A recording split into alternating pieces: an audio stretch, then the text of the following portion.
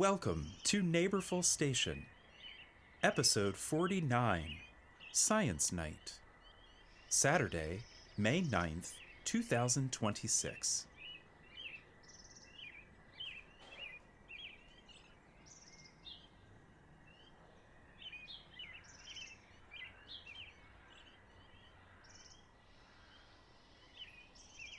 You step out the front door of your house on a cool spring evening, noticing the scent of cherry laurels in the air. You are heading for Science Night at the high school at the invitation of your neighbors Kevin and Tim, whose kids will be there. The chorus of evening birdsong around you is rich and layered, with robins, sparrows, and mourning doves all making themselves known. As you walk down to the tram stop at the end of your block, you marvel at the lush greens of the tree canopy silhouetted against the evening sky.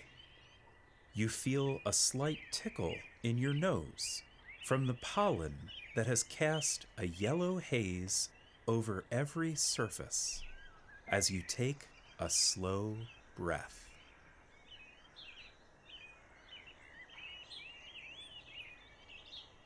You step off the tram amidst a crowd of neighbors who are all heading to the same place as you.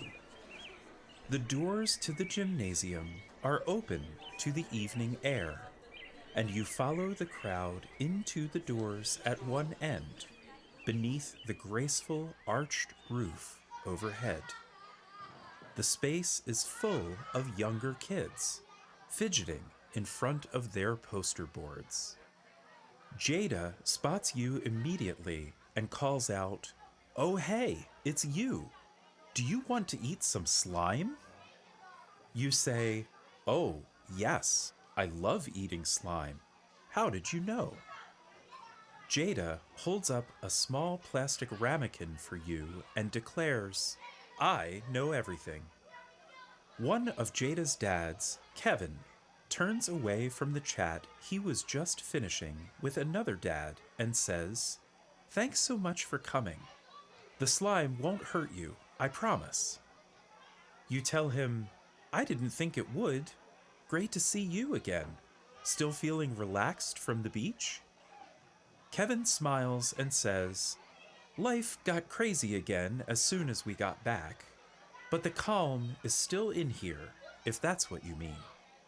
You nod and say, "It is, and I'm glad."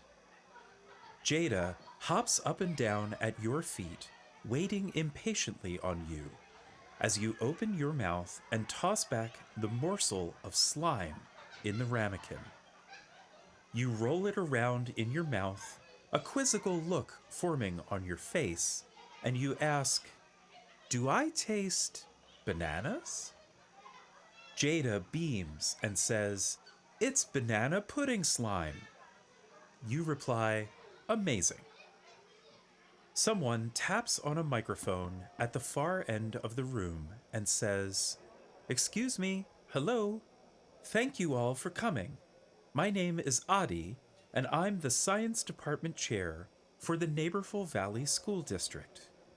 Welcome to our annual Science Night. We have our youngest students from the elementary school here in the gym. Middle school and high school students are in the classrooms. We invite you to walk around and learn about all of the wonderful work our students have been doing this year." There is a smattering of applause, and then the chaos of the younger kids in the gym quickly returns to full strength. After walking the aisles, you slip out of the gym into a dim and quiet hallway leading toward the classroom wing. You sit down on a bench, feeling the cool and smooth, polished pine under your fingertips as you rest your hands on the edge of the seat beneath you. You close your eyes, listening to the joyful sounds spilling out of the open gym doors as you take a centering breath.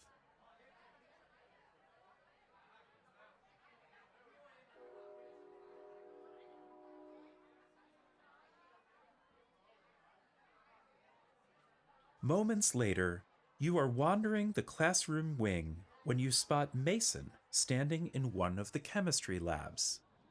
You step inside, and his face lights up as he sees you. Mason says, "Hello, you. Can I tell you about my project?"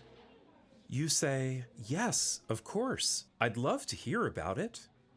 Studying his poster board, you notice that the printed text is small and dense, with occasional charts and illustrations. None of it makes immediate sense to you. Mason claps his hands together with evident excitement and begins. So, my project was to investigate the effectiveness of stapedectomy for resolving ossicular chain fixation in patients with a history of revision tympanoplasty. You shake your head and say, "Mason, I need you to explain that to me like I'm Jada." He smiles at you and says, "I want to help people get their ears working again." You tell him, "Okay, that I understand." A tall, older woman comes up to both of you and says, "Here's my partner in crime. Mason, I'm so glad to see you here showing your work." Mason blushes and gives a small bow as he says, "Thank you, Dr. Marta." Turning to you, he says, "This is my ear doctor. I've been seeing her since I was little." Dr. Marta shakes your hand and says, "Thanks so much for supporting Mason and all of these kids. It's such a joy to see everyone from town here." You reply, "I'm really impressed. This sounds like a full-on research study." Mason says, "Oh, it is. Our hospital is part of a research network, and we are all figuring this out together." Dr. Marta glows with pride as she adds, "Mason is listed as one of the researchers in the paper we're about to publish. Not bad for a senior in high school." You say, "Not bad indeed." As Mason and Dr. Marta get into a detailed discussion of the finer points of their work, you step back and look around the room. Students are explaining their projects to family, friends, and neighbors as younger kids run underfoot and make repeated visits to the basket of snacks by the door. You let your gaze soften and take in the entire room as you draw a scientific breath.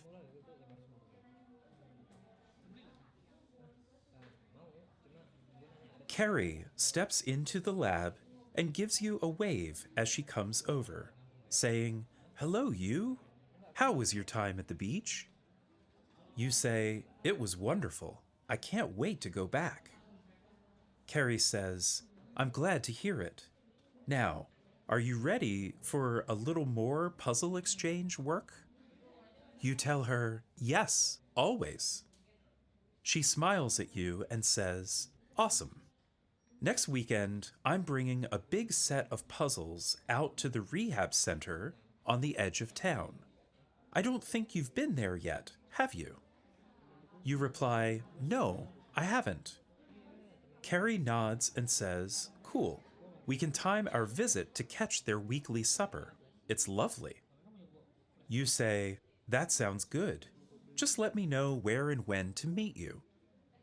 Carrie's smile returns, with her eyes sparkling as she tells you, "Of course. You know, we are just so lucky to have you here. Thank you so much for being you."